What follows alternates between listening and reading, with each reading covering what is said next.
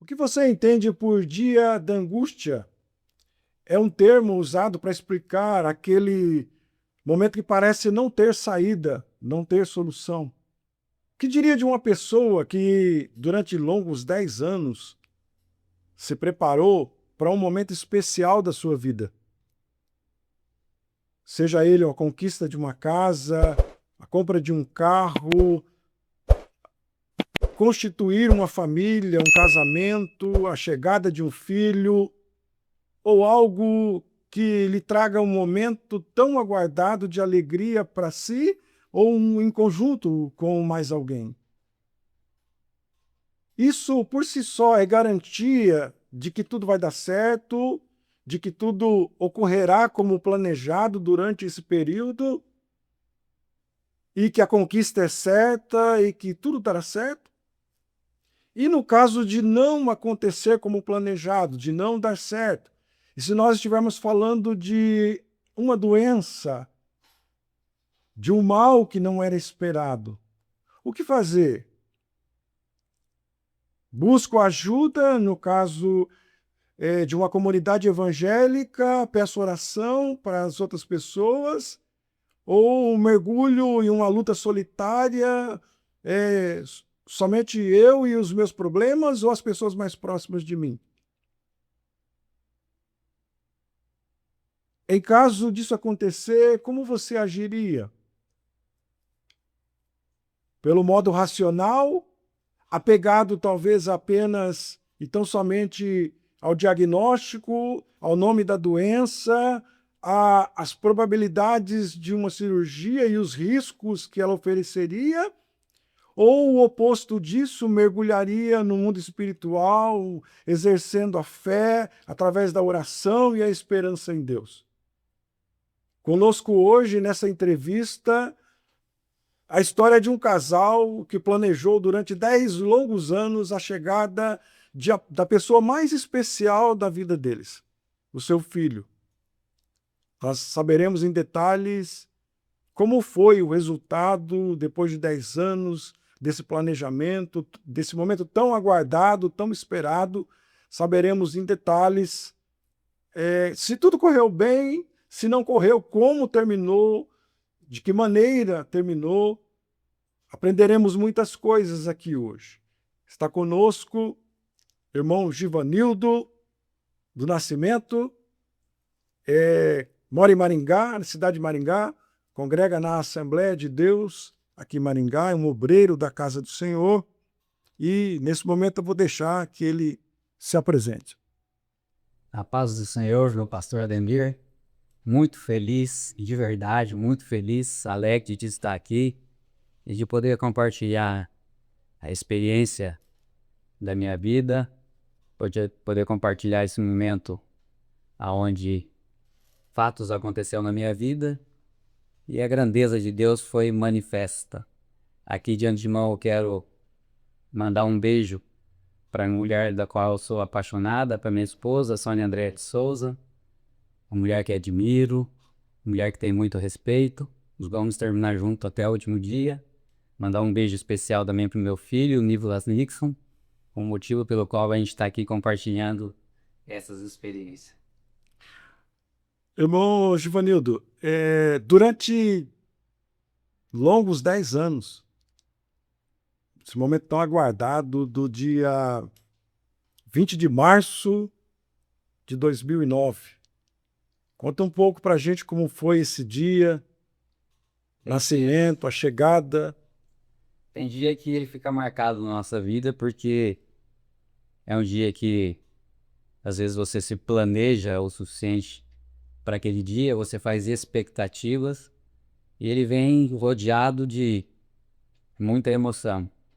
E esse dia é um dia especial, que é a data do aniversário do meu filho. A gente planejou durante 10 anos para a chegada dessa criança. Eu penso que se organizar e planejar é uma coisa importante para a vida de qualquer um. Qualquer pessoa que vai abrir um empreendimento, ela se planeja, ela se organiza. E considerando que um filho é algo muito mais especial, que é algo que tem uma responsabilidade muito maior do que uma empresa, deveríamos nos preparar. E eu preparei com antecedência aí 10 anos para a chegada desse menino que estava do nosso sonho, na nossa mente, no nosso coração. E a gente aguardou esse momento, que era o momento que a gente achou apropriado para isso, aguardar esses 10 anos. E chegou a data, essa data especial aí, 20 de março. Estamos falando demonstração de amor, de carinho por alguém que ainda não havia chego, mas que foi muito aguardado durante esse período, né? 10 anos aguardando por este momento. Ocorreu tudo como planejado? Na verdade, não ocorreu como tudo planejado, apesar de minha esposa ser extremamente organizada e planejar as coisas, e eu não ser muito diferente. Nós fizemos lá o pré-natal, eu tive ali a oportunidade de estar em quase todas as consultas do pré-natal, e dentro do planejamento ela desejava ter um parto normal. O desejo do coração dela era um parto normal. Mas as coisas não aconteceu conforme planejado, conforme o combinado dentro do pré-natal. Eu tive a oportunidade de acompanhar. Nesse dia especial aí, nesse dia 20 de março, minha esposa, como é meia teimosa por natureza, ela trabalhou até o último dia. E nesse dia, ela chegou em casa próximo das 6 horas da tarde, sentindo dores de parto. E ela falou assim, acredito que é hoje que a gente vai conhecer essa criança. Aí aquela correria básica de sempre, né? Já estava tudo planejadinho, o local que ia nascer. Pegamos ali a bolsa, colocamos no carro com todo cuidado e partimos para o hospital. E chegamos no hospital, as coisas, digamos, estava tudo dentro do planejado. Chegou, foi atendida, levada para o quarto e ali começou os trabalhos de parto. E é um momento incrível. Você acompanhou? Eu acompanhei e aconselho a todo homem, todo pai, todo aquele que planeja um filho, que deseja, e tenha coragem também. Coragem, eu ia dizer agora. Tenha coragem que acompanhe ali o momento. É um momento assim em que a mulher tem as contrações. Entre uma contração e outra você conversa, você dialoga, dá a impressão que está tudo normal. Mas quando as contrações chegam, é uma gritaria que permanece na tua cabeça por um longo tempo. Mas eu tive o gostinho, eu posso dizer que eu tive o gostinho de. Até ali tudo conforme planejado, essa adrenalina aí, corajoso, né, de ir lá e participar desse momento. Até aí estava tudo tranquilo, Até daí foi tudo dentro dos conformes. conforme esperado. O obstetra, né? O doutor que ia fazer a cirurgia chegou, acompanhou ali e ficamos do período que chegou próximo das 6 horas até 10 e pouco e ele percebeu que ela estava um pouco em sofrimento e ele decidiu mudar os rumos. Ou seja, começa a não ser conforme planejado, porque era particular. Era tudo de forma particular e mas também estava tanto um quanto o outro já estava tudo encaminhado, né? Então a surpresa para a gente foi ele ter assim mudado por assim, pela preocupação com ela. Ele disse que ela estava um pouco em sofrimento e seria não interessante. Então, ele pediu a opinião minha como marido e a dela, que ainda ela estava bem tranquila.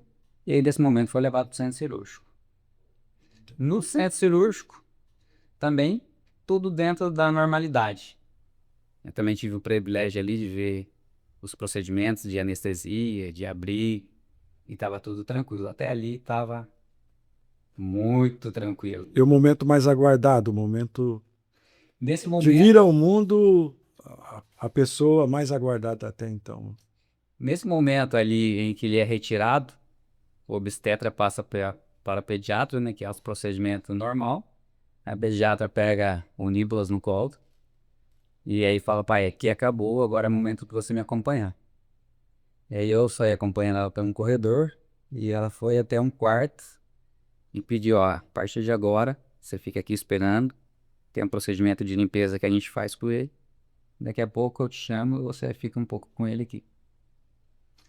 Esse momento foi um momento, assim, de grande alegria também, né? Uma experiência diferente que, que os homens aí que pode ser pai tem que aproveitar para participar disso. Momento único, né? Um momento único. Aí fizeram, a doutora fez a limpeza dele e depois uns 10, 15 minutos ela falou assim, pai, tá liberado.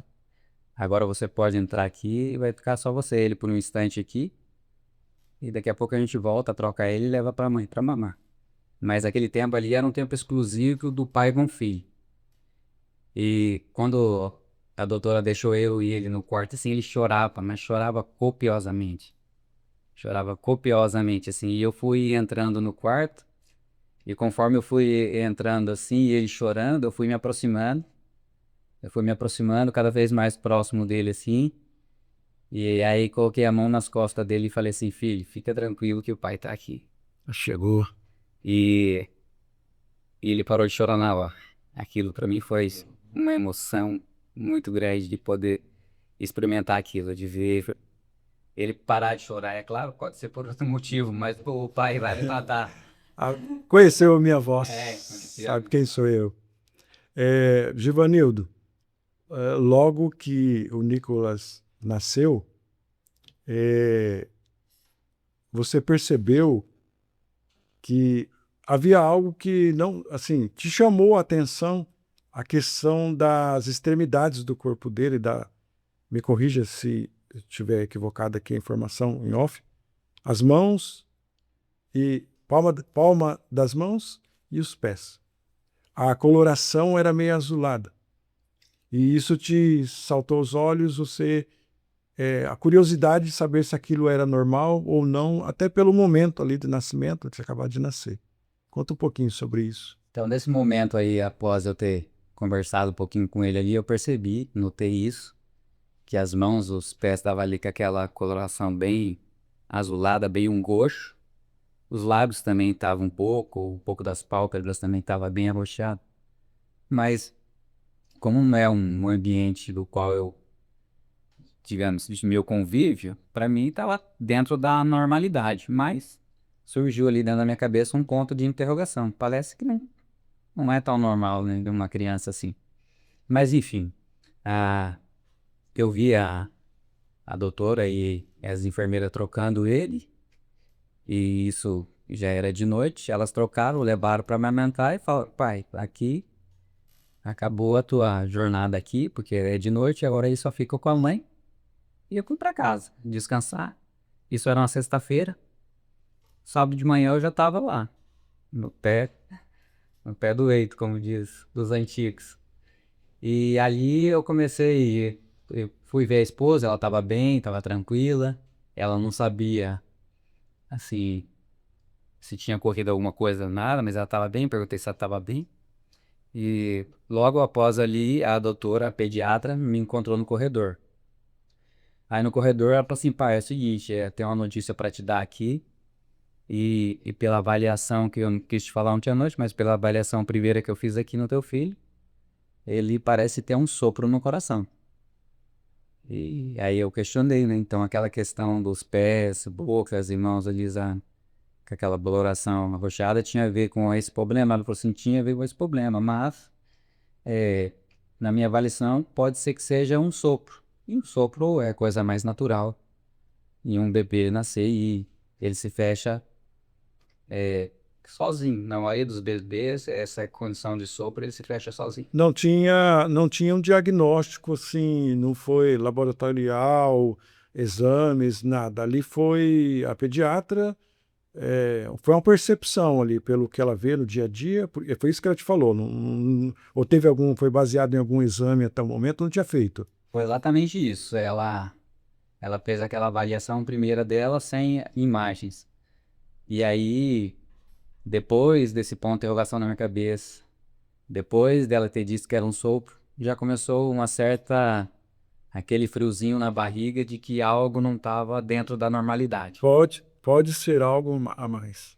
Pode ser algo a mais. Foi desse momento que ela disse o seguinte, a gente precisa chamar um cardiologista. mas como é tudo de forma particular, eu só posso chamar ele com o teu consentimento. Então aí a preocupação começou a tomar proporções diferentes.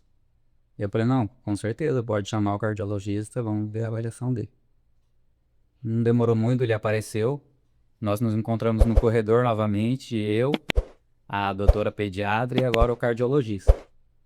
Agora aquilo que era um ponto de interrogação, aquele friozinho na barriga, aquela preocupação, começa a tomar proporções gigantescas, porque após a avaliação ali, ainda clínica do cardiologista, ele falou o seguinte, a avaliação primeira, sem imagem, é o seguinte, por mim essa criança não receberia alta daqui.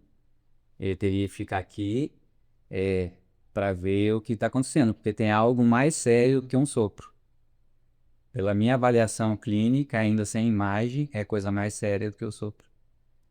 E ali começa uma angústia muito grande, porque junto ali, nós três juntos, pediatra, cardiologista e eu, a pediatra tinha dado alta para ele ir para casa. E o cardiologista falou, por mim não daria a alta sem fazer imagens. Então naquele momento, aquilo que vinha numa crescente ficou pior, porque eu estou diante de dois profissionais gabaritados, cada um com uma opinião diferente. E parecia ali, naquele instante, ser uma eternidade, aquelas informações deles. Cronologicamente, isso aí nós estamos falando de qual momento? Da internação, daquele momento tão aguardado, parto normal, aí não é parto normal, acaba virando uma cesárea. E no momento seguinte, aí tem a condição de você conhecê-lo, aquele momento tão ímpar de você com ele, e você percebe, tem a percepção de que a palma da mão, das mãos, pés, enfim, partes do corpo dele tinham uma coloração meio azulada. Ela dá uma informação que já é um ponto que traz preocupação, né? Agora você está diante de um médico dizendo que não a recomendação dele não é de alta. Pelo contrário, enquanto não tiver os exames, ou seja, agora ele vai fazer o pedido ou requerer exames de imagem para comprovar aquilo que ele acha que pode ser algo diferente do que ela havia te informado. É isso. Ou seja, não era para confirmar o que ela estava dizendo. A percepção dele é de que haveria algo ainda maior, é isso? Isso, e como que é interessante, né? Da alegria ali, a expectativa do nascimento para o filho, foi ali próximo do fim da noite para o começo da manhã. Então, da expectativa, da alegria de receber ele ali próximo de meia-noite até 8 horas da manhã, eu estava recebendo essa notícia, ou seja, no estalar de dedo, Tudo isso aconteceu em poucas em horas. frações de horas. E aí eu recebi a notícia e o cardiologista falou, bom, se a pediatra está se assegurando que pode receber alta, tudo bem, só com uma condição. A condição, ele nasceu na sexta-noite, sábado de manhã eu estava recebendo essa notícia e ainda sugeri, tudo isso no corredor, sugeri ali para a doutora não falar para a esposa, mas não falar de imediato, não ia esconder um negócio assim, pensando na condição que ela estava ali ainda, né, costurada, tudo. E ela falou assim, eu não posso esconder essa informação da mãe. Já foi outra paulada, né? E, Você queria poupar, eu né? teria só poupá-la, não era esconder a informação, mas enfim. E aí o cardiologista falou, então faz o seguinte, então na segunda-feira pela manhã, você liga para minha secretária, eu quero encaixe com esse menino, e eu quero ver segunda-feira no primeiro horário e fazendo imagens desse coração pra gente saber que condição que tá. Tudo o mais breve possível. Tudo o mais breve possível. Mais breve possível. Como que ficou a reação sua e dela, porque agora ela já sabe. Não foi ocultado isso dela, apesar de você ter essa sensibilidade. Mas os dois sabem. Como cada um lidou com essa situação nas próximas horas, até o momento dos exames e pós confirmação do que haveria, o que estava por vir. Então, esse momento para mim já foi um momento de angústia. Assim, eu nunca senti esse tipo de dor na alma, a ponto de medo, incerteza, frustração. E às vezes eu falo para as pessoas assim que o sentimento que eu tive foi de abandono de Deus. Tem pessoa que fala que é errado, mas o próprio Jesus se sentiu abandonado, Matheus. Então, não tem nada de fora do normal. Eu me senti muito triste, assim, com a situação. E a esposa, ao receber a informação, ela estava, assim, um pouco mais otimista. Eu penso que, não sei se é um tanto de fé misturado com pouca informação e aí gerou essa divergência entre ela, ainda que eu acredito que ela tenha. Quando vocês tiveram, ou você teve acesso aos laudos, a fala do médico decisiva, né, do que era, você teve essa informação? Ela também teve? Ou como que foi daí para a sequência? Na sequência, segunda-feira, a gente já estava no cardiologista na primeira hora, conforme combinado, e ele fez as imagens e ele trouxe a notícia do que seria. E ela estava junto, nesse momento ela estava junto. E aí, nas imagens ali, ele trouxe o diagnóstico completo. E se tratava do quê? Tetralogia de Fallot. Esse é o nome da Esse doença, é o nome da condição. da condição, não é doença, é uma É condição. uma condição que vem e até hoje ainda não se descobriram a origem disso. Em poucas palavras, você conseguiria explicar o que seria isso? Antes de explicar a Psicológico. tetralogia, eu quero dizer assim, o sentimento que eu tive em relação Sim. àquilo. Porque quando ele foi dando aquelas informações, aí foi juntando um pouquinho do momento que eu vi ele com coloração azulada, juntou a pediatra dizendo que poderia ser um sopro, ele dizendo que poderia ser mais grave, e ele afirmando que era a tetralogia de Fallot com o laudo em mãos e a gente vendo as imagens. Não tem pra onde fugir. E tava eu e ela ali no momento, mais o Nicolas, e aí eu fui tomado assim, de uma vontade de chorar muito grande, assim, sabe? E eu me contive por ela, por estar no ambiente ali, mas assim, um negócio foi tomando conta de mim, assim, muito maior do que eu. Mas eu me contive, eu me segurei assim até onde foi suficiente eu me segurei. E aí depois que ele deu o laudo, a gente tava indo no caminho de casa, e aquele foi tomando uma proporção tão gigantesca dentro de mim assim que eu tive que estacionar o carro e eu não me aguentei, mas eu chorei, chorei copiosamente. Enquanto eu não chorei o suficiente, que foi muito, eu não senti essa tranquilidade. E aí não bastasse ele ter dado essas informações, ele falou assim, bom, o caso dele é cirúrgico. A partir de agora é o seguinte, de mês em mês você vai fazer uma consulta com ele, a gente vai avaliando, e aí ele foi explicando. Aí nesse momento dessa angústia que foi tomando conta de mim, e assim, não no momento, mas antes, né, aquela preocupação, é como se eu estivesse levando uma bombinha relógio para casa, entendeu? Entendi. Não sabendo o que fazer exatamente. Compreende. E ele explicou, e aí uma semana depois eu fui. Essa uma semana depois não precisava ir, porque era para pegar documentos burocráticos. Você pega esses documentos, mais esse laudo, mais isso aqui, mais e papelada, e você vai na Secretaria de Saúde e a gente já dá encaminhamento. E ali começou a explicar a tetralogia de Fallot. Entendi. E assim, é claro, em poucas palavras, mas eu aprofundei tanto que eu cheguei a conversar com o doutor quase como conhecimento de causa, até a ponto de perguntar assim, você trabalha na área da saúde? Eu falei, não. Mas assim, o que seria a tetralogia de Fallot? Num coração saudável, a gente tem uma válvula pulmonar aqui do lado direito. Essa válvula pulmonar, ela oxigena todo o sangue, ela traz o oxigênio. Ela oxigena, pega o sangue limpo do pulmão, oxigenado, joga pro coração.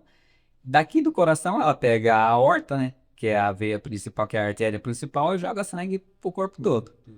Num corpo normal, então a gente tem essa válvula pulmonar aqui, limpando o sangue, oxigenando, e a outra limpando. É o correto. Na tetralogia de Fallot, a gente tem 4 defeitos. O primeiro defeito é essa válvula pulmonar aqui, ela está estreitada. Então, ou seja, ela não oxigena o sangue suficiente. O outro defeito é essa aorta. Essa aorta ela não sai do local direito. Ela atravessa numa das cavidades que não deveria ter, que é conhecido lá como o sopro, né? Que é um orifício que atravessa o coração. Então ela está no lugar errado. E aí, com esses três defeitos, surge um outro que é um coração que trabalha de forma desproporcional. E ele mantém o lado direito do coração enrijecido. E essa parede do coração fica mais espessa. Uma coisa condiciona a outra, que condiciona a outra, por isso tetralogia. Tetralogia ele fala. Nesse dia que eu descobri a tetralogia ele falou, e aí apresentou alguns sintomas, que eram os sintomas que eu tinha visto no primeiro dia. Que era pés arroxeados, que era mão com essa coloração, os lábios e outras coisas que ele foi falando, e depois eu pesquisei, mas quando ele foi falando também foi tomando outras proporções dentro de mim, que era assim, a criança pode ter desmaio, ela pode ter falta de ar durante a manutenção, alimentação. Então tinha esses sintomas que necessariamente ia aparecer. Então, uma das coisas que eu me recordo que ele falou é o seguinte: para a gente levar uma pessoa para o hospital, uma pessoa normal, passa ela cair um tombo na rua, ficar desacordado, você tem que levar. Uma criança com tetralogia de Fallot, se ela cair e aparecer esses sintomas, a chance de cair numa mesa cirúrgica é muito grande. Só que a condição dele parece ok. Assim, pra gente postergar até próximo de 1 ano e meio, 2 anos. Esse período que agora você acabou de mencionar aí, não seria uma coisa que se resolveria nos próximos dias. Então, só pela sua fala aí, é algo que vocês iriam conviver durante um bom período, aguardando o passo a passo. Além de aguardar o passo a passo científico, orientação médica, vocês, como servo de Deus, como que se deu isso em casa? Porque você traz a criança, como você mesmo mencionou aí, é uma caixinha de surpresa, saber lidar com isso. É seu filho, não é qualquer coisa, não é seu filho. Ali tem está envolvido ali dedicação e amor e espera de 10 anos, a chegada dele, todo o amor envolvido agora com uma grande preocupação. Qual foi a reação sua e da esposa? Como foi o dia a dia ali? Quem mais se preocupou? Pelo que eu percebi na sua fala, você se preocupou muito mais, não sei se ela também, né? Mas na sua fala, de buscar o que era, que doença que é, quais as condições, o que pode acontecer, o que não pode. Conta um pouco mais dessa. O Givanildo nessa história, como foi, e a mãe. Porque eu fico. Aqui a pergunta que não quer calar, né? A reação dela, ela ficou. Houve desespero. Vou usar essa palavra, não seria bem essa apropriada, mas assim, ela conseguiu lidar com essa situação, vendo o filho dessa forma e sabendo que isso iria perdurar por semanas, meses, até que se chegasse a uma solução de cirurgia ou algo parecido. Diante de um fato, né? Diante de uma realidade, cada um tem uma leitura diferente, né? E às vezes eu, por exemplo, assim, eu não me culpo muito por ter, entre aspas, me perdido nessa angústia ou falta de fé às vezes. Assim, eu não tenho um sentimento assim de. Não me cobro muito em relação a isso, porque parece que foi colocado sobre mim essa responsabilidade de ver isso. Então, no nosso dia a dia em casa era assim, até meio que tranquilo. Eu meio que observava uma coisa e ela, assim, agindo com fé, colocando na mão de Deus. Eu via, assim, dia e noite ela orando pelo menino, sabe? E aquilo ali, assim, me estimulou até uma fé mais verdadeira também, sabe? E então, entre os sintomas que eu tinha que observar, entre o dia a dia que eu percebia uma mulher de fé e de oração, que estava focada em Deus. E eu penso que o rumo certo para a vida é esse. Você não se apegar muito às coisas, à situação, mas se apegar a Deus. Seria o correto, mas nem sempre é fácil. É, como foi essa relação? Você serve a Deus. Você tem uma situação gravíssima dentro da sua casa aguardando uma solução. Vocês dividiram isso com os irmãos? Como que foi a sua relação com Deus? Você continuou indo à igreja, servindo a Deus? Você parou, falou, não vou mais? Como que foi isso? A sua fé aumentou? Você buscou a resposta de Deus do que estava acontecendo ou tentando entender? Conta um pouco mais. Para mim, assim, isso tudo dentro de uma semana, né? Dentro dessa primeira semana aí que o doutor falou, presta atenção nos sintomas e tal, e assim, dentro de mim uma confusão muito grande, sabe? Assim, para mim a angústia tem a ver com confusão de não saber os resultados, desesperança, medo de perder a criança, era uma coisa assim muito triste dentro de mim. Eu vivi uma tristeza muito profunda. Mas não deixava de buscar Deus, não deixava de ir na igreja, mas não deixava de questionar, não deixava de duvidar, não deixava. Eu me considero não ser um super crente, sabe? Mas, assim, com a minha fé, considero ter uma fé pequena, mas um crente errante, mas Posso te interromper? sempre buscando a Deus dentro da minha limitação, buscando o meu limite para servir a Deus. Por que eu fiz essa pergunta e a sua resposta ela é muito interessante? Porque é normal, não digo normal, mas tem muita frequência, a gente vê com muita frequência, num momento como esse, a primeira pessoa, eu vou usar aqui culpado, né? É Deus. As pessoas, o problema ele se agiganta de maneira que a fé ela é sufocada, a esperança desaparece e a primeira coisa, ou a primeira, não vou chamar coisa, mas a primeira pessoa, né, o primeiro culpado, entre aspas, é justamente Deus. Por que esse entendimento falando? Porque você questionou, você sentiu um momento de angústia, e tal, mas você não parou. Você foi em busca de Deus. A fé, eu acho importante nesse momento, você não abandonar. E nesses momentos que seguiram assim, eu fico. Eu tento olhar para aquele momento e tentar buscar a tristeza e a angústia que eu tinha lá. E eu não consigo ver ela lá. Eu consigo ver só Deus. E assim, eu sou meio emocionado, sabe, em se deixar. E esse choro, assim, hoje eu tenho um choro, assim, tipo, não daquela tristeza. A lembrança não é da tristeza, da angústia, do momento de dor. Assim, o que eu consigo ver, como se eu estivesse vendo um filme ou de uma janela, é que Deus estava ali o tempo todo, sabe?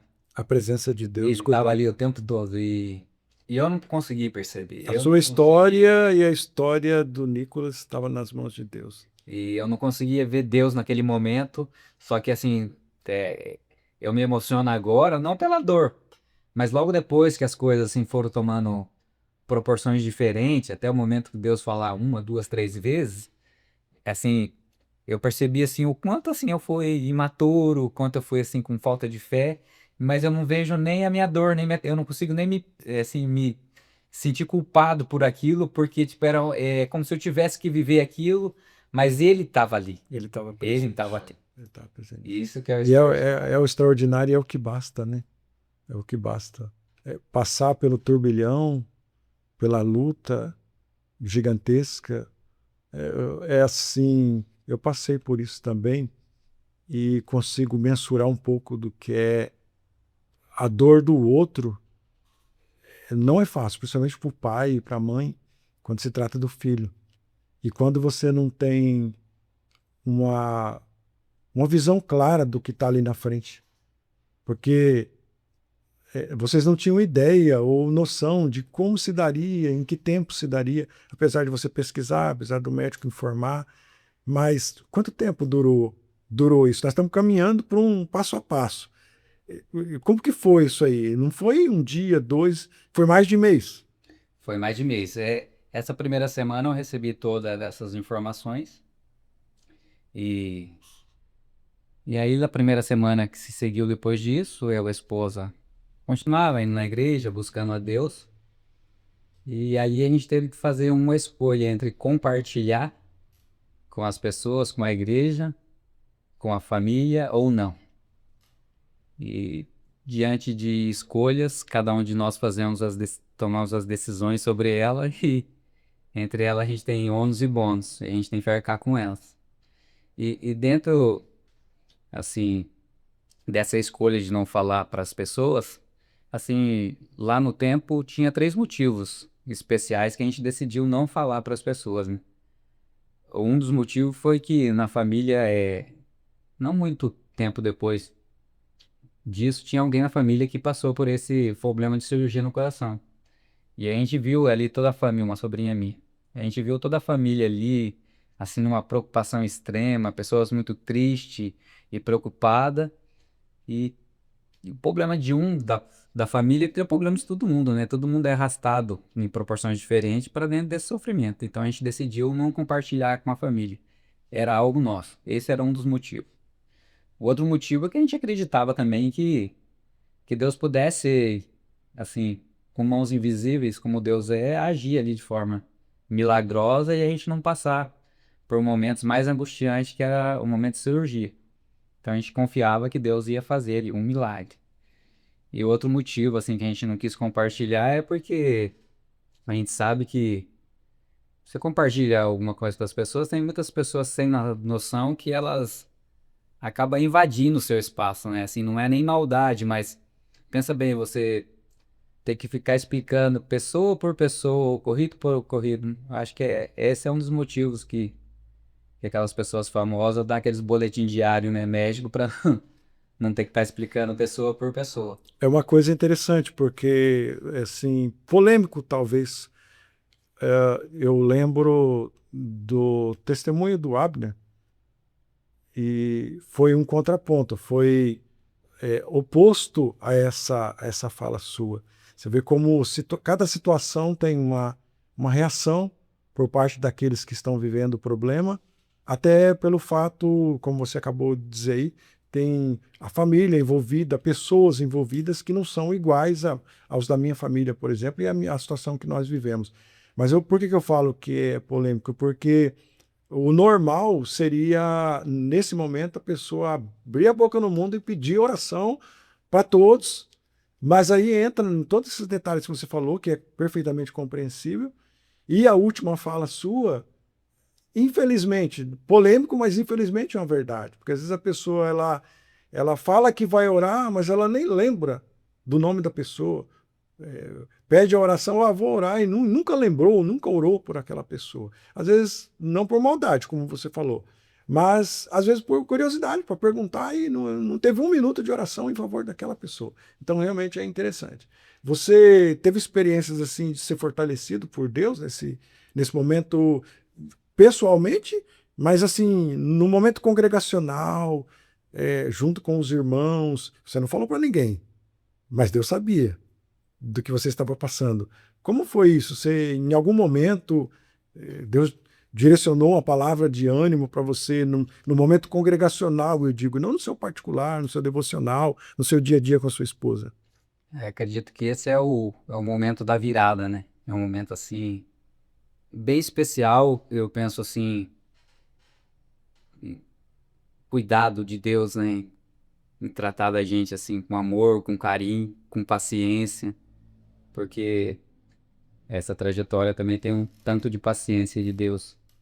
No dia da apresentação dele, como é costume, né, da nossa igreja, em 40 dias lá, aproximadamente, apresentar ele, nós trouxemos ele para a igreja.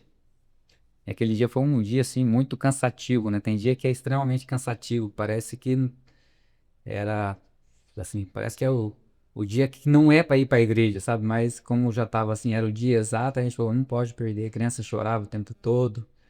Mas a gente, com muito custo, a gente veio para a igreja. E na igreja, aquele dia foi um dia assim especial, porque a pregação falou assim poderosamente comigo e o texto usado foi João 11:4. Eu não esqueço João 11:4, como não esqueço João 10:10. Foi a mensagem em que Jesus me aceitou e eu reconheci Ele como meu Salvador. E naquele dia Deus falou: essa enfermidade não é para a morte, é para a glória de Deus, para que o Filho de Deus seja glorificado por ela. E naquele momento ali que antecedia a apresentação, e uma mensagem simples, poderosa, Deus falou assim profundamente comigo, no meu íntimo, e eu entendi ali, durante a pregação mesmo, uma mensagem simples, que a gente ia ter que passar por aquele momento de cirurgia. Mas o problema de coração não seria o problema que Deus poderia levar ele. E aquilo ali foi para mim reconfortante, porque ainda daquelas primeiras semanas até esses 40 dias, o que a gente tinha era uma fé e esperança de uma resposta de Deus. E naquele dia especial, naquele culto, assim, eu senti como o sentimento que eu tive de verdade. A igreja cheia é como se tivesse só eu e nem o pregador, só a mensagem falada e Deus falando no meu íntimo. Uma convicção muito forte desceu no meu coração de que ia passar por cirurgia, mas que a gente ia ser vitorioso. É assim, a forma como a luta nos aproxima de Deus, o problema nos faz se aproximar de Deus e conhecê-lo melhor, desenvolver a fé, né? Uma coisa tão. Cada testemunho contado é interessante por isso, porque esse estreitamento do relacionamento com Deus, que talvez seja o que mais tenha se perdido durante o tempo, o relacionamento com Deus. Parece ser tão distante, Deus é tão distante, é algo assim que fica nas minhas orações, num trono de glória, e é só isso, e eu não consigo ter esse relacionamento mais próximo. E, infelizmente ou felizmente, esses momentos nos faz aproximar muito mais de Deus. Você já sabia e tinha consciência e convicção, sentia Deus com você nos momentos difíceis, lá no seu lar, na sua casa, olhando o seu filho naquela situação, conversando com a sua esposa. Só que agora você está no momento congregacional, junto com outros irmãos, louvando a Deus, adorando a Deus. No dia da apresentação do seu filho na igreja, que é um costume da igreja local, e Deus, pela sua bondade e misericórdia, confirma através da palavra, e aí você então tem um descanso. A partir daí, quanto tempo durou para chegar? Porque nós estamos falando de um processo onde ia culminar numa cirurgia. Agora você está descansado, sabendo que vai passar pela cirurgia, mas que Deus está no controle de todas as coisas. Seu coração tranquilizou. Demorou muito tempo qual foi o processo até essa cirurgia e o pós-cirúrgico? Ainda temos uma estrada, né? Porque aí a gente está falando de 40 dias até a apresentação e esse bálsamo que veio através da palavra pregada. E assim, eu ainda faço questão de frisar a simplicidade da palavra, porque a gente faz expectativa de um momento de culto e que alguém articule bem as palavras, que não errem, que alguém traga algo diferente, mas foi algo simples assim e que assim, considero que o Espírito Santo traduz aquilo na tua intimidade. Então, tipo assim, aquilo foi como um bálsamo que desceu em cima de mim assim, refrescou a minha alma, eu fiquei tranquilo, eu, entre aspas, fiquei de paz com Deus, porque era a resposta que eu precisava, eu não queria ficar brigando com ele o tempo todo, eu queria uma resposta, e a resposta veio, você vai passar por cirurgia, ou seja, não é ainda como você quer, mas é isso, e para mim já era o suficiente. E e aí a gente tem, depois dos 40 dias, e cada 30 dias, indo no cardiologista, né? E acompanhando, e eu em casa, acompanhando se ia ter algumas reações, né? Alguns sintomas. Aí tudo é. Conforme o doutor foi acompanhando, mês por mês, até chegar o próximo ali, a minha fé, a minha fé foi testada mais algumas vezes e por não estar focado exatamente talvez naquilo que Deus falou, naquilo que Ele gerou no meu coração, começou a dar um abatimento em mim. Assim, eu julgo esse abatimento um pouco de cansaço do trabalho, Eu julgo esse abatimento um pouquinho de falta de fé mesmo, de confiança em Deus. E às vezes você tem algumas experiências, por exemplo, que você nem sabe que está dentro de você. Mas Deus é misericordioso. Às vezes na proporção de ser esmagado, você também... Será que isso por conta de se alongar muito? Porque a gente tem a percepção de trauma, né? Não é o caso aqui. A gente tem percepção de trauma, a pessoa recebe uma notícia muito chocante que ela é tão massiva que ela causa um trauma instantaneamente na pessoa. Né? No caso de morte, é uma notícia muito ruim. Mas algo muito pequeno que dura durante muito tempo também machuca e também traz essas sensações, né? Apesar da fala, apesar da resposta de Deus, apesar da convicção de que Deus está. Mas aquele dia a dia, nós estamos falando em quanto tempo? Quanto tempo durou? Demorou quanto tempo essa cirurgia? Você vai falar agora da Essa cirurgia. cirurgia, ela... Então, nesse período ainda, assim, eu vejo a paciência de Deus comigo e com esse mundo, né? A Bíblia diz que Deus é paciente, né? Esperando que todos se arrependam. E, então, nessa apresentação com 40 dias, aproximadamente uns 30 dias, eu fui congregar em uma igreja e a mensagem que estava lá era João 11:4. Outra pessoa simples pregando a mesma palavra e eu vendo a paciência de Deus e no meio daquela angústia ainda que vinha e voltava, eu ficava preocupado, porque na verdade você tinha que ficar observando ali. É como, você tinha que, às vezes, no teu interior, assim, que hora que vai acontecer o pior para me sair correndo com essa criança, entendeu? E aí vinha aquela angústia, mas Deus, que é bondoso, já tinha falado uma vez, falou uma segunda vez, João 11:4, e a mensagem ainda mais simples do que a primeira, mas o Espírito Santo comunicou algo tão tremendo dentro de mim assim, e me deu aquele alívio na minha alma de novo, sabe? Eu saí fortalecido. Aí eu sentia quase que um super crente, sabe? Só Deus para conhecer a gente, Pra né? conhecer a Nem gente. nós mesmos Nem nos nós nos conhecemos. conhecemos. Tem momentos que você acha, não, desculpa a comparação, mas o pessoal fala como se fosse o camelo, né? Você fala, agora eu atravesso esse deserto inteiro aqui com a palavra que eu acabei de receber. E não é bem assim, né? Quer dizer, precisou em algum momento Deus falar com você de novo pela segunda vez. Não bastasse isso, Deus falou uma terceira É a vez, terceira vez. quase que aproximadamente uns 30 dias de novo, no mesmo texto A bíblico, mesma palavra. João 11:4. Essa enfermidade não é para a morte, é para a glória de Deus. As três vezes a mesma Deus seja versículo. glorificado com ela. Mas aí eu senti um cuidado diferente. Quando a gente fala que Deus é amor, o amor envolve o cuidado, né? Uma atenção especial. E eu senti assim, sabe quando o pai quer dar um conselho pro filho, e o filho ainda é pequeno, você abaixa, se ajoelha, segura no ombro dele, pede para olhar olho no olho, para ver se ele está compreendendo exatamente o que você está falando.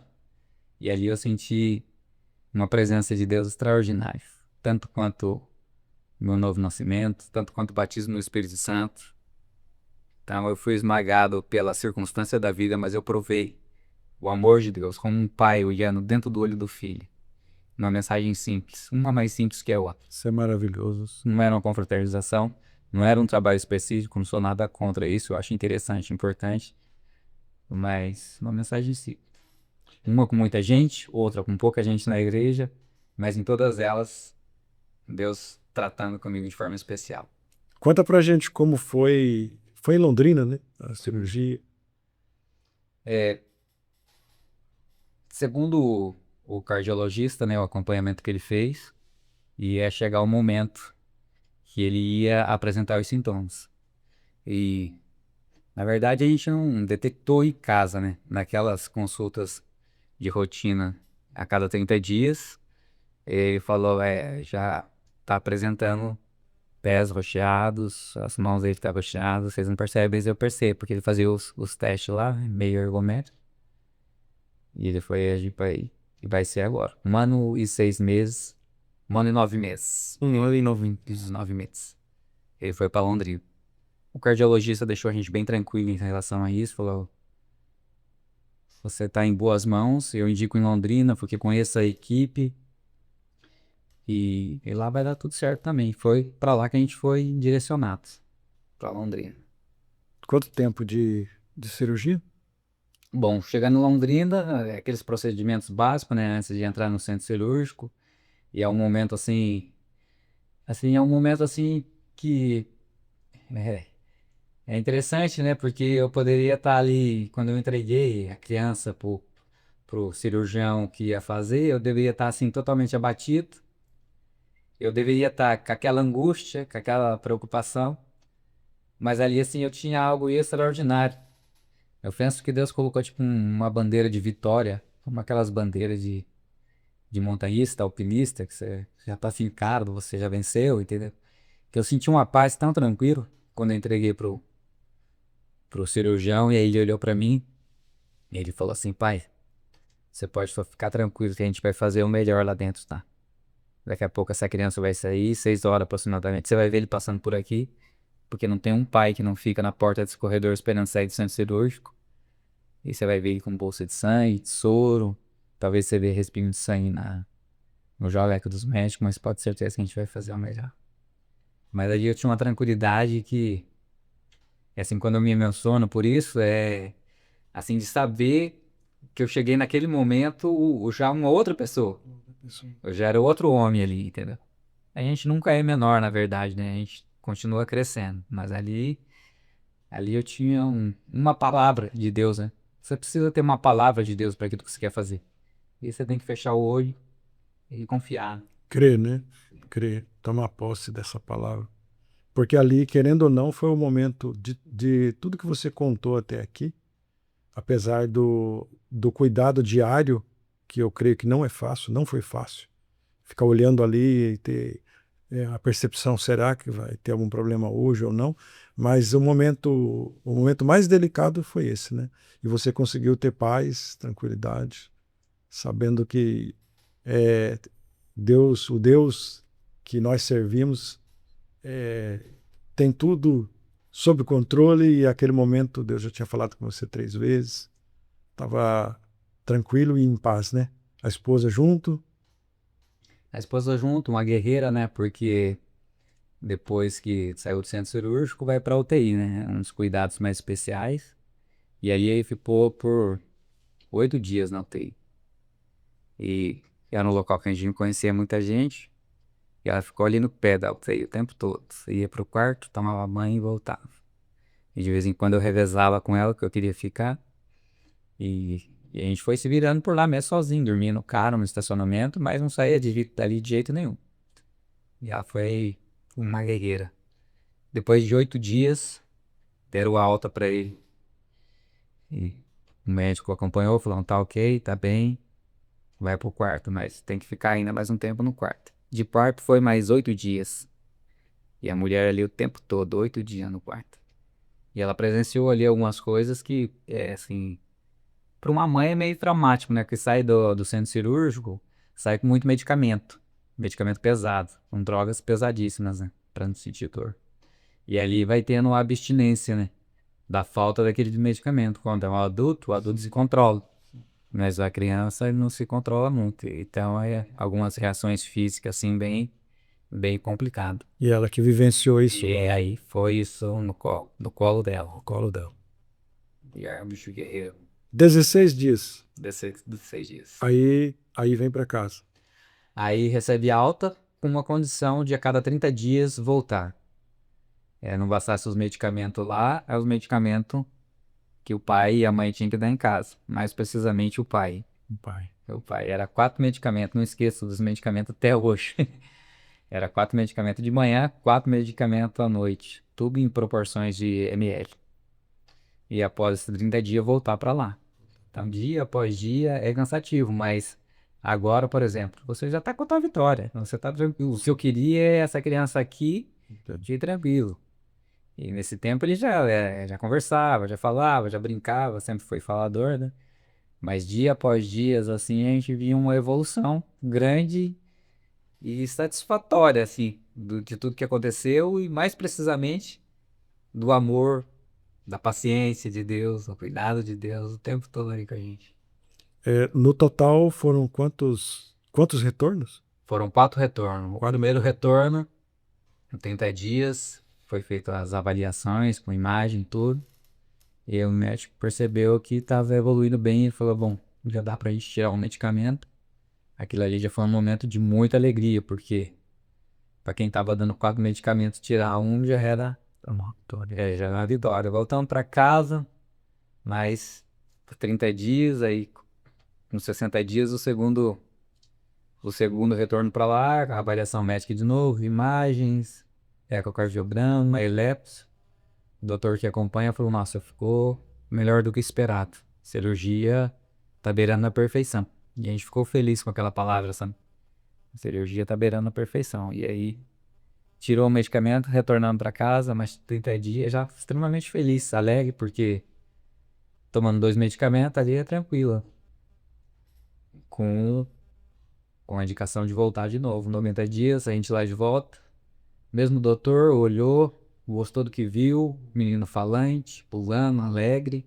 Perguntou se tinha alguma reação. Eu falei, tá tudo tranquilo. Então vamos tirar mais um medicamento que acho que tá evoluindo dentro e o melhor do que eu esperado. E aí voltamos com 120 dias, o quarto retorno, o doutor falou, bom, o que eu tô percebendo aqui é uma criança que fez a reparação de tetralogia de Fallot com sucesso extraordinário. Resposta por completa de Deus também. Ele falou, vamos tirar esse quarto medicamento aqui e agora é consulta de rotina com o teu cardiologista lá. E é a vida que segue. Eu lembro da brincadeira que ele fez, né? Agora você pode dar até umas palmadas nele que... Olha. Givanildo, olhando para toda essa história que você narrou até aqui, vivenciada, né, de maneira muito intensa, tanto por você quanto pela Andréia, vendo o Nicolas hoje ele está com quantos anos? Nicolas está com 16 para 17 anos. Um rapaz tão bonito, um jovem muito inteligente, dedicado na obra de Deus, um menino fantástico, perfeito, muito bonito.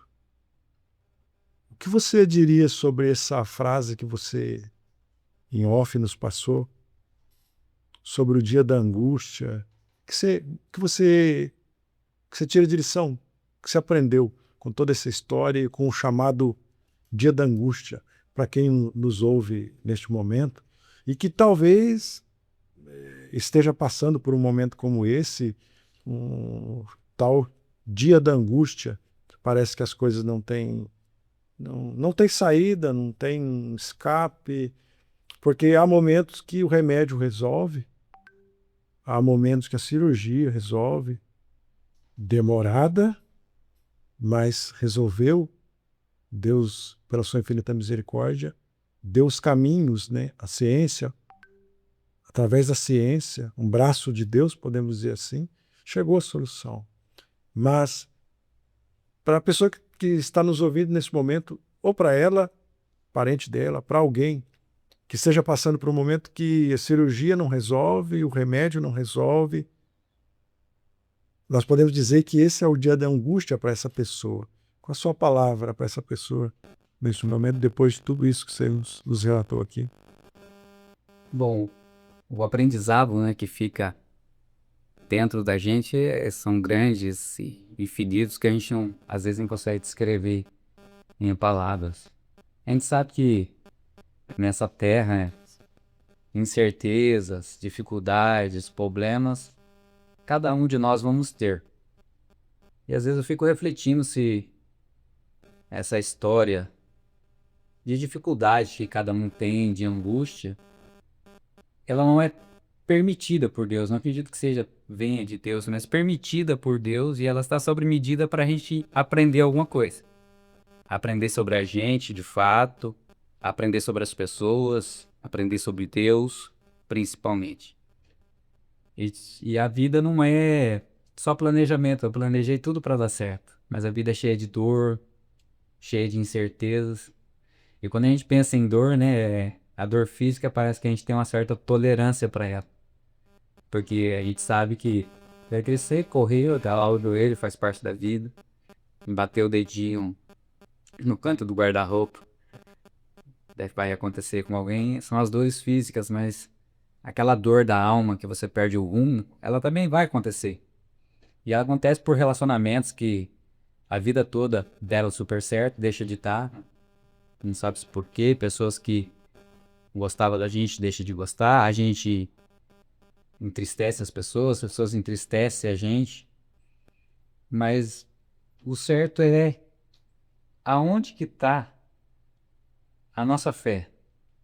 Aonde está a nossa confiança? Aonde está o nosso coração? Quem de fato é nosso Deus? Que rumo que a gente vai tomar? Eu percebi que no momento da angústia, e talvez essa seja a lição principal, eu não sabia o que fazer. E as pessoas, às vezes, que nos ouvem agora, não sabem o que fazer. Não sabem o que falar, o que pensar. Mas tem que saber onde ir. E saber onde ir é a coisa mais extraordinária. Eu soube onde ir desde o momento que eu converti. Tem um Deus que é criador de todas essas coisas, que Ele é Senhor. Mas me apresentaram Ele que Ele é Pai, que Ele é Salvador.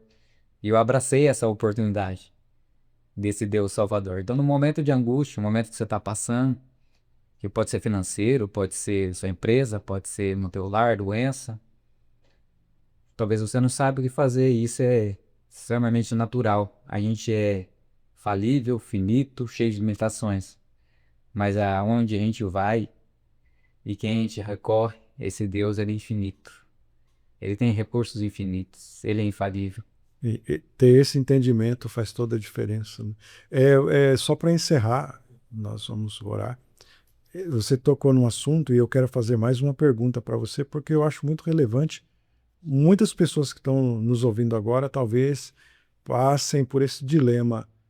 A questão de planejar e obrigatoriamente ter que dar certo, e não é assim que as coisas funcionam, mas tem muitos jovens noivos nesse momento, ou recém-casados, talvez nem tanto, talvez tenha casais que já têm anos e têm desejo de serem pais, de terem um filho. Sabe a diferença que é quando entra um filho no lar, a presença de uma criança no lar, mas que talvez tenham receio e tenham medo. Eu sei que um conselho não seria o caso, porque isso é muito particular de cada um, até porque tem pessoas que não desejam e não querem. Mas a minha fala agora e a minha pergunta para você, depois de ver tudo isso, é que mesmo que o planejado não deu certo, as pessoas se preocupam muito com tudo que envolve essa chegada da criança. A falta, desde a concepção, os problemas possíveis, a gestação, os problemas possíveis para a criança, para a mãe, nascimento, os problemas possíveis e depois toda uma criação. Nós estamos falando, não vou usar aqui termos técnicos, até para não prejudicar o canal, mas às vezes nem é doença, né? Às vezes são espectros comportamentais ou coisas parecidas, mas que deixam preocupados esses casais a ponto deles terem o desejo ardente de ter uma criança, de serem pais, mas não o são por conta dessa pré-ocupação. Ou seja, eles estão preocupados com o futuro que está por vir.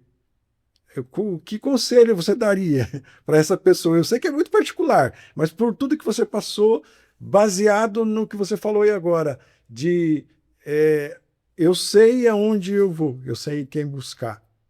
Porque talvez, eu estou dizendo tudo isso, porque talvez as pessoas estão muito naquilo que falamos no início, muito pensando no óbvio, no racional, e tem que pensar mesmo, tem que pensar.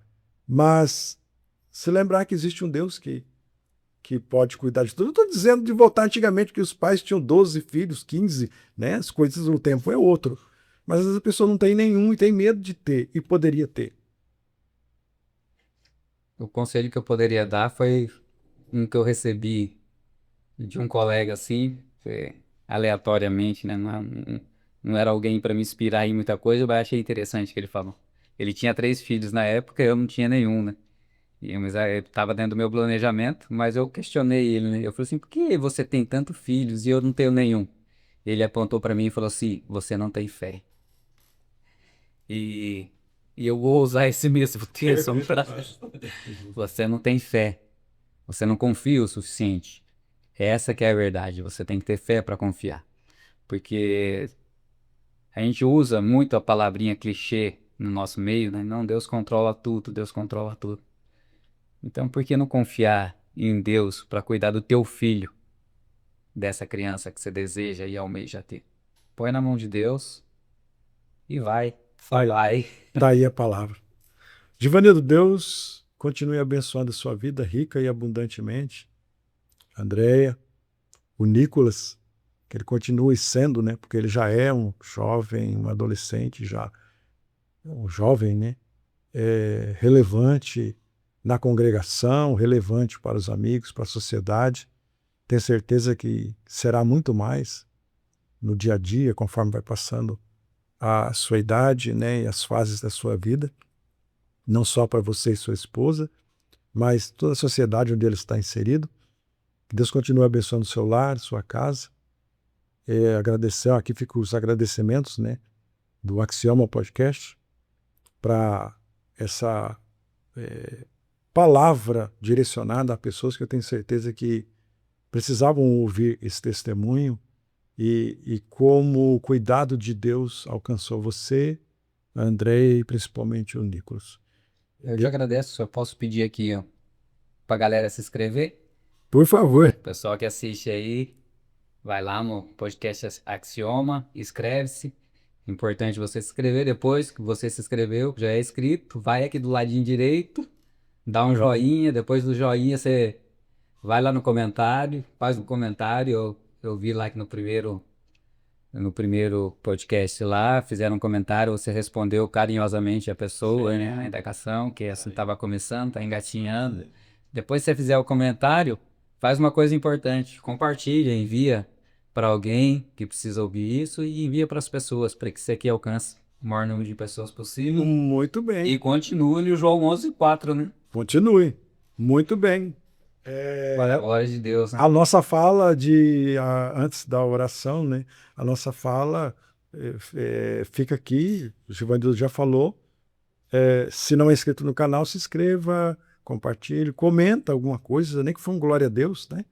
E até o próximo vídeo, nós vamos fazer uma oração neste momento de encerramento, agradecendo a Deus por mais esse testemunho maravilhoso que Ele nos permitiu, né? Não ficar só aqui na comunidade que é mais próxima do Givanildo, mas romper barreiras e alcançar pessoas que neste momento estão passando por situações ou problemas que se assemelham de alguma maneira ao que você passou. Vamos orar neste momento. Maravilhoso Deus e Pai, no nome de Jesus nós te damos graça por este momento, pela oportunidade de conhecer mais um testemunho maravilhoso, algo grandioso que o Senhor fez, utilizando dos mecanismos que nós conhecemos. Nem tudo é na oração ou através da oração com resultado instantâneo, mas muitas vezes vai depender do médico, do medicamento, do acompanhamento, como foi o caso do Nicolas. Mas pela bondade e misericórdia do Senhor, o Senhor alcançou o Nicolas, alcançou o Givanildo, alcançou a Andréia, alcançou essa família. A nossa oração agora é para que essa pessoa que está neste momento, que chegou até aqui nesse vídeo e ouviu esse testemunho, porventura esteja passando por uma situação parecida ou conhece alguém que esteja passando, seja familiares próximos talvez. A nossa oração neste momento é que ela seja alcançada, que aonde existe desesperança, seja alcançado com esperança, com fé, a renovação do vigor, do ânimo, que saia do fundo do poço e creia que existe um Deus que pode sim agir em nosso favor. Visita essa pessoa onde ela estiver agora, é a nossa oração no nome de Jesus. Muito obrigado, até o próximo vídeo no Axioma Podcast. Deus abençoe a todos.